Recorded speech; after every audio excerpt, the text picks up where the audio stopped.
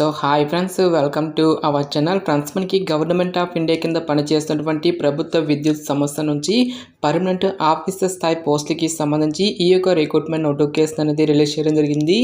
ఈ యొక్క పోస్టులకి సెలెక్ట్ అయినటువంటి క్యాండిడేట్స్కి మంత్లీ వచ్చేసరికి 1 lakh వరకు కూడా శాలరీ అనేది రావడం జరుగుతుంది గైస్. ఎలాంటి ఎక్స్పీరియన్స్ అనేది కూడా ఉండాల్సినటువంటి అవసరం అయితే లేదు. సో ఈ యొక్క పోస్ట్కి సెలెక్ట్ అయినటువంటి క్యాండిడేట్స్కి జాబ్ పోస్టింగ్ అనేది కూడా మన యొక్క సొంత రాష్ట్రంలోనే ఉంటుంది కాబట్టి సో డెఫినెట్గా ఈ యొక్క రిక్రూట్మెంట్కి అప్లై అనేది చేసుకోండి. ఈ విధంగా ఈ యొక్క నోటిఫికేషన్కి సంబంధించి కంప్లీట్ డీటెయిల్స్ అన్నిటిని కూడా ఈ యొక్క వీడియోలో డిస్కస్ అయితే చేద్దాం. సో ఎవరు కూడా స్కిప్ అయితే చేయదు గైస్. ఫస్ట్ టైం మన ఛానల్ని విజిట్ చేస్తున్నట్లయితే కనుక సబ్స్క్రైబ్ అయితే చేసుకుని బెల్ ఐకాన్ కూడా యాక్టివేట్ చేసి పెట్టుకోండి. ఇంకా ఎవరైనా వీడియోని లైక్ చేయనట్లయితే కనుక డెఫినెట్గా వీడియోని లైక్ చేసేటువంటి ప్రయత్నం అయితే చేయండి guys. Okay, let's start the video. First of all ఈ యొక్క పోస్ట్లకి సంబంధించి ఇంపార్టెంట్ డేట్స్ విషయానికి వచ్చేట్లయితే కనుక ఆల్రెడీ మనకి March 7th నుంచి కూడా అప్లికేషన్ ప్రాసెస్ అనేది స్టార్ట్ కావడం జరిగింది. ఇక లాస్ట్ డేట్ విషయానికి వచ్చేట్లయితే కనుక March 31st వరకు కూడా ఈ యొక్క రిక్రూట్మెంట్కి ఆన్లైన్లో అప్లికేషన్స్ అనేవి సబ్మిట్ అయితే చేసుకోవాల్సి అయితే ఉంటుంది. సో ఇక పోస్ట్కి సంబంధించి అప్లై లింక్స్ అన్నిటిని కూడా వీడియో డిస్క్రిప్షన్లోను కామెంట్ సెక్షన్ అయితే ప్రొవైడ్ అయితే చేస్తాం గైస్. నెక్స్ట్ ఈ యొక్క వేకెన్సీస్కి ఎవరెవరు అప్లై చేసుకోవచ్చు అని చూసుకున్నట్లయితే కనుక జస్ట్ మీరు ఇండియన్ సిటిజన్ అయితే సరిపోతుంది గైస్. మీరు ఏ స్టేట్కి చెందిన వారైనా సరే ఈ యొక్క జాబ్స్కి అప్లై అనేది చేసుకోవచ్చు. సో మీరు ఆంధ్ర అయినా తెలంగాణ అయినా ఈ విధంగా మీరు ఏ స్టేట్కి చెందిన వారైనా సరే ఈ యొక్క రిక్రూట్మెంట్కి అప్లై అనేది చేసుకోవచ్చు. ఎలాంటి ఎక్స్పీరియన్స్ అనేది కూడా ఉండాల్సినటువంటి అవసరం అయితే లేదు గైస్. సో ఇక పోస్ట్లకి సెలెక్ట్ అయినటువంటి క్యాండిడేట్స్కి మనకి పే స్కేల్ అనేది ఏ విధంగా ఉంటుంది అని చూసుకున్నట్లయితే కనుక సో మనకి బేసిక్ పైన మనకి 40,000 రూపీస్ అనేది పే చేయడం జరుగుతుంది. ఇది మనకి జస్ట్ బేసిక్ పే మాత్రమే. ఈ యొక్క బేసిక్ పేతో పాటు చాలా రకాల కేంద్ర ప్రభుత్వానికి సంబంధించి అలవెన్సెస్ అనేవి కూడా మనకి పే చేయడం జరుగుతుంది. లైక్ మనకి dearness allowances, house rent allowances, performance related pay, group insurance, medical facilities, provident fund అని చెప్పేసి ఈ విధంగా అన్ని అలవెన్సెస్ కలుపుకుంటే దాదాపుగా ఇక్కడ మనకి యాన్యువల్ సిటీసీ అనేది ఇవ్వడం జరిగింది. 11.67 lakhs per annum salary package అనేది వీలైతే ఆఫర్ అనేది చేయడం జరుగుతుంది గైస్. సో మంత్లీ క్యాల్కులేట్ చేసుకున్నట్లయితే కనుక దాదాపుగా మనకి 1 lakh వరకు కూడా శాలరీ అనేది రావడం జరుగుతుంది.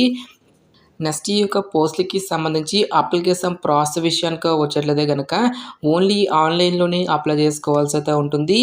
అప్లై లింక్స్ అన్నిటిని కూడా వీడియో డిస్క్రిప్షన్లో అయితే ప్రొవైడ్ అయితే చేయడం అయితే జరిగింది గైస్. నెక్స్ట్ ఈ యొక్క పోస్ట్కి సంబంధించి అప్లికేషన్ ఫీజుకి సంబంధించిన డీటెయిల్స్ కనుక చూసుకున్నట్లయితే కనుక SC, ST, PWD ex servicemen candidates ఎవరైతే ఉంటారో ఈ యొక్క క్యాండిడేట్స్ ఎటువంటి అప్లికేషన్ ఫీజు అనేది కూడా పే చేయాల్సినటువంటి అవసరం అయితే లేదు. ఈ యొక్క క్యాండిడేట్స్ అందరూ కూడా ఫ్రీగా అప్లై అనేది చేసుకోవచ్చు గైస్. సో రిమైనింగ్ కేటగిరీకి చెందినటువంటి జనరల్, OBC, EWS క్యాండిడేట్స్ అందరూ కూడా 472 రూపీస్ అప్లికేషన్ ఫీజు అనేది మీరు ఆన్లైన్లో పే చేయాల్సి అయితే ఉంటుంది. సో పోస్టుల వరకు వేకెన్సీస్కి సంబంధించిన డీటెయిల్స్తో పాటుగా ఏజ్ లిమిట్ విషయానికి వచ్చేట్లయితే కనుక ఈ యొక్క నోటిఫికేషన్ ద్వారా మనకి డిఫరెంట్ డిసిప్లిన్స్లలో ఖాళీగా ఉన్నటువంటి పర్మనెంట్ డిప్యూటీ ఇంజనీర్ ఉద్యోగాలను అయితే రిక్రూట్మెంట్ అనేది చేయడం జరుగుతుంది గైస్. సో ఎలక్ట్రానిక్స్ డిపార్ట్మెంట్లో టోటల్గా మనకి 8 వేకెన్సీస్, మెకానికల్ విభాగంలో మనకి టోటల్గా 12 వేకెన్సీ అనేవి కేటాయించడం జరిగింది. సో ఇక్కడ మనకి ఏ క్యాస్ట్ వరకు ఎన్నెన్ని వేకెన్సీ అనేవి కేటాయించినటువంటి డీటెయిల్స్ను కూడా మనకి ఇక్కడ నోటిఫికేషన్లో ఇవ్వడం జరిగింది. సో జనరల్ అభ్యర్థులు వచ్చేసరికి 9 వేకెన్సీస్తో పాటు ఎకనామికల్లీ వీకర్ సెక్షన్ వరకు 2 వేకెన్సీస్, OBC వరకు 5 వేకెన్సీస్, SC వరకు 3, ST వరకు 1 పోస్ట్ అనేది కేటాయించడం జరిగింది. అన్ని క్యాస్ట్ల వరకు కూడా వేకెన్సీ అనేవి కేటాయించడం జరిగింది. నెక్స్ట్ మనకి జనరల్లో కూడా వేకెన్సీ అనేవి కేటాయించారు కాబట్టి ఈ యొక్క విభాగంలో ఉన్నటువంటి పోస్టులకి మీరు ఏ క్యాస్ట్కి చెందిన వారైనా సరే అప్లై అనేది చేసుకోవచ్చు కాబట్టి సో డెఫినెట్గా ఈ యొక్క రిక్రూట్మెంట్కి అప్లై అనేది చేసుకోండి. నెక్స్ట్ ఈ యొక్క పోస్ట్లకి అప్లై చేసుకోవడానికి మీకు ఉండాల్సినటువంటి ఏజ్ లిమిట్ విషయానికి వచ్చేట్లయితే కనుక February 1st, 2025 నాటికి మీకు మినిమం ఏజ్ అనేది 18 years అయితే కంప్లీట్ అయి ఉండాలి. జనరల్ అండ్ EWS క్యాండిడేట్స్ వచ్చేసరికి 28 years వరకు కూడా అప్లై అనేది చేసుకోవచ్చు. నెక్స్ట్ మనకి క్యాస్ట్ వరకు కూడా ఏజ్ రిలాక్సేషన్స్ అనేవి ఉంటాయి కాబట్టి OBC క్యాండిడేట్స్ వచ్చేసరికి 31 years వరకు, SC, ST క్యాండిడేట్స్ వచ్చేసరికి 33 years వరకు కూడా అప్లై చేసుకోవడానికి ఛాన్స్ అనేది కల్పిస్తూ ఉన్నారు.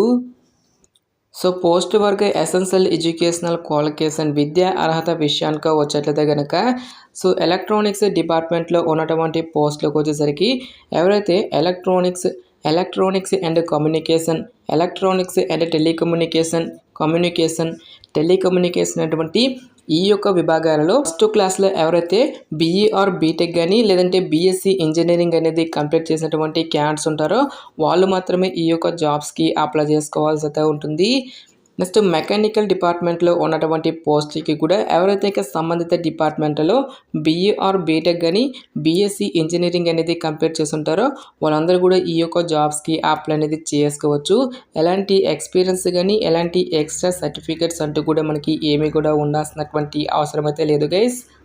ఫైనల్గా ఈ యొక్క పోస్టులకి సంబంధించి సెలక్షన్ ప్రాసెస్ అనేది ఏ విధంగా ఉంటుంది అని చూసుకున్నట్లయితే కనుక కేవలం మనకి ఒకే ఒక రిటర్న్ ఎగ్జామినేషన్ ద్వారా ఈ యొక్క వేకెన్సీస్కి ఎంపిక అనేది చేయడం జరుగుతుంది.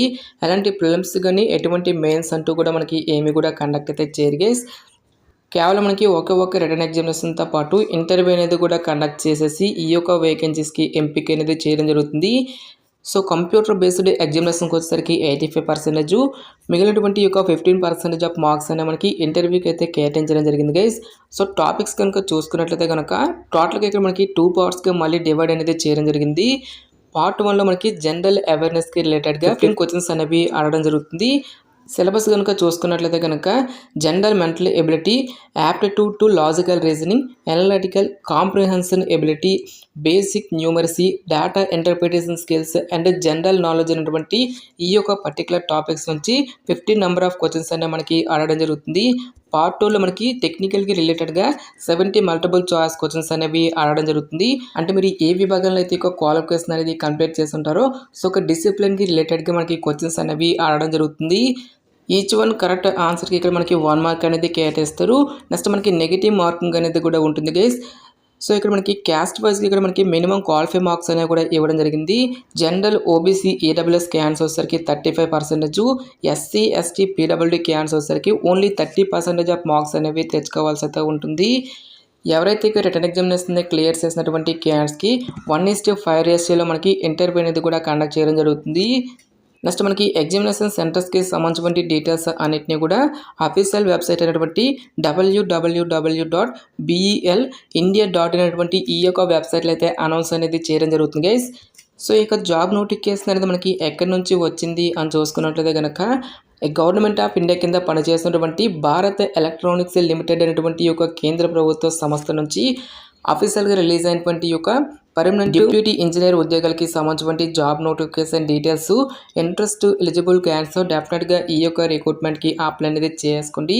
సో ఇక పోస్ట్లకి సెలెక్ట్ అయినటువంటి క్యాండిడేట్స్కి జాబ్ పోస్టింగ్ అనేది కూడా మనకు మచిలీపట్నంలోనే ఉంటుంది కాబట్టి సో క్వాలిఫికేషన్ ఉన్నటువంటి ప్రతి ఒక్క క్యాండిడేట్ కూడా ఈ యొక్క ఆపర్చునిటీని యూటిలైజ్ అయితే చేసుకోండి.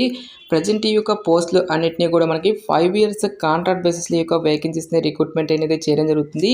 సో ఇక 5 ఇయర్స్ అనేది కంప్లీట్ అయిన తర్వాత మీ యొక్క పర్ఫార్మెన్స్ని బేస్ చేసుకుని మరొక 2 ఇయర్స్ వరకు కూడా ఎక్స్టెండ్ చేస్తామని చెప్పేసి ఇక్కడ మనకి రిక్రూట్మెంట్ నోటిఫికేషన్లోనే క్లియర్గా మెన్షన్ చేయడం జరిగింది కాబట్టి సో ఎవరు కూడా ఈ యొక్క ఛాన్స్ అనేది మిస్ అనేది చేసుకోవద్దు.